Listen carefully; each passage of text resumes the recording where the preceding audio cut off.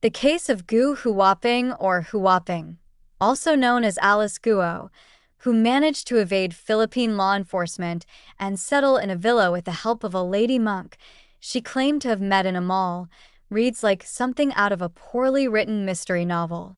Is this an incredible alibi that remains unchallenged by anyone? Huaping, who is alleged to have fraudulently obtained a Philippine birth certificate to fake her identity as Alice Leal Guo, has been issued a warrant of arrest by the Philippine Senate for evading summons to appear at Senate hearings related to her involvement in the Philippine offshore gaming operations or POGO, human trafficking and money laundering issues, as well as securing a key local government post despite not being a Philippine citizen.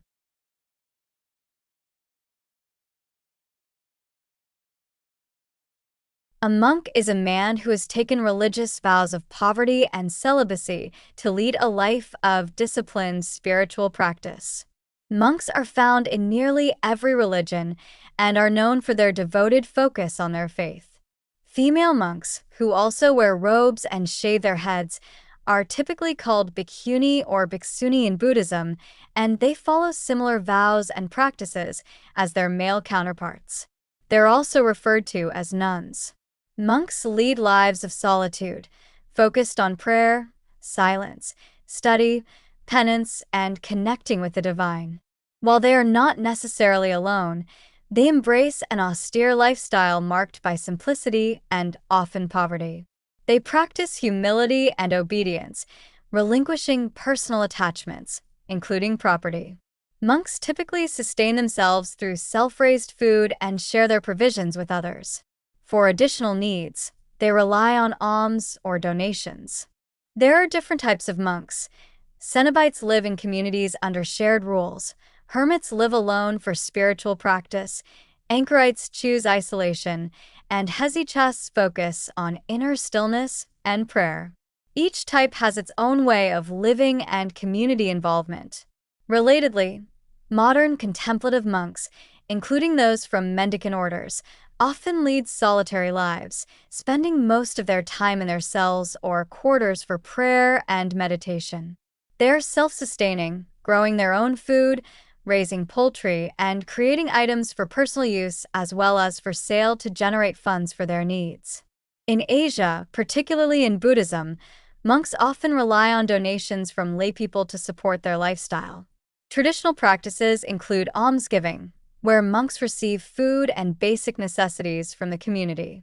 In Huaping's case, the alleged lady monk who assisted her is likely an Asian nun or monk. Asian monks come from a variety of traditions and practices across cultures and religions, primarily Buddhism, but also including elements of Taoism and Hinduism. Their roles can vary widely depending on regional customs, monastic rules, and personal spiritual paths. Generally, Buddhist monks are categorized into three major traditions: Theravada, Mahayana, and Vajrayana. Monks in these traditions often engage in teaching, performing ceremonies, and providing pastoral care. In Huaping's case, the question is, can Asian monks own properties such as a villa or apartment, like the monk who purportedly helped her in Indonesia? Generally, the answer is a no. Most Buddhist monastic communities emphasize communal ownership of possessions and property. Legal frameworks for monastic property ownership vary by country. In Thailand, for example, monks cannot inherit property but can be named in a will. Received possessions usually become communal property for the monastery. In Indonesia, where Huaping was arrested, Buddhist practices are diverse, with Mahayana being the most prevalent. The country is renowned for Borobudur, the world's largest Buddhist monument and a UNESCO World Heritage Site, which is a major pilgrimage destination. Indonesian property laws, including the agrarian law, restrict ownership to Indonesian citizens and impose various limitations on foreigners, including foreign monks. Nonetheless, communal living and minimal personal ownership are common principles among Asian monks, be it in the Theravada, Mahayana, or Vajrayana tradition. However, there is an exception within the Mahayana tradition. Nichiren Buddhism, a branch of Mahayana Buddhism, founded by the 13th century Japanese monk Nichiren Daishonin, allows monks to own property, such as houses or apartments. Unlike some other Buddhist traditions that emphasize strict renunciation, Nichiren Buddhism centers around the Lotus Sutra and supports a more integrated approach to life. Monks in Nichiren Shu and Nichiren Shoshu, in particular, are not required to follow a vow of poverty or celibacy, which enables them to own property, have families, and engage in secular activities while fulfilling their religious duties. The Nichiren Shoshu Indonesia, or NSI, founded on October 28, 1964, by Javanese Senisanodo and his Japanese wife, Keiko Sakurai, promotes Nichiren Buddhism in Indonesia. It established the Parasada Buddha Dharma Nichiren Shoshu Indonesia, or PBDNSI, to support its institutional practices and outreach.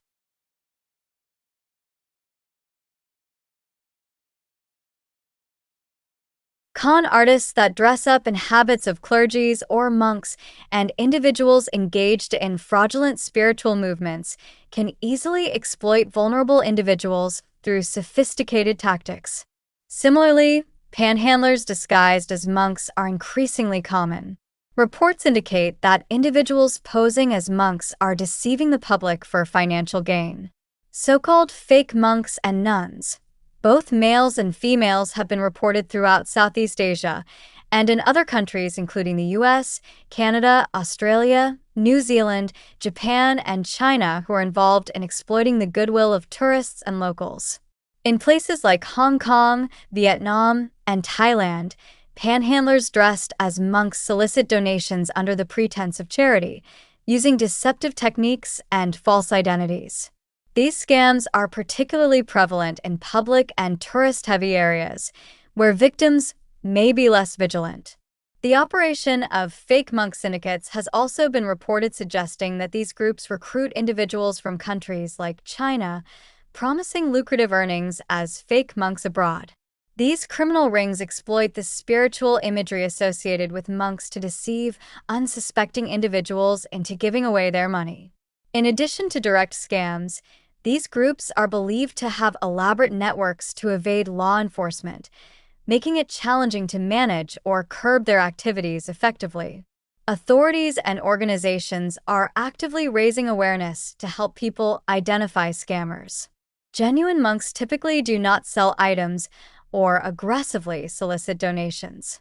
Understanding how authentic monks operate is critical for avoiding scams. Public awareness campaigns are being highlighted to educate both travelers and local residents. In the case of Huaping's monk supporter, there has been no verification from the Philippine side regarding the authenticity of the monk's affiliation. If the concerned parties had been more inquisitive and verified the identity of the lady monk, it could have provided a crucial piece of evidence in solving the criminal activities puzzle.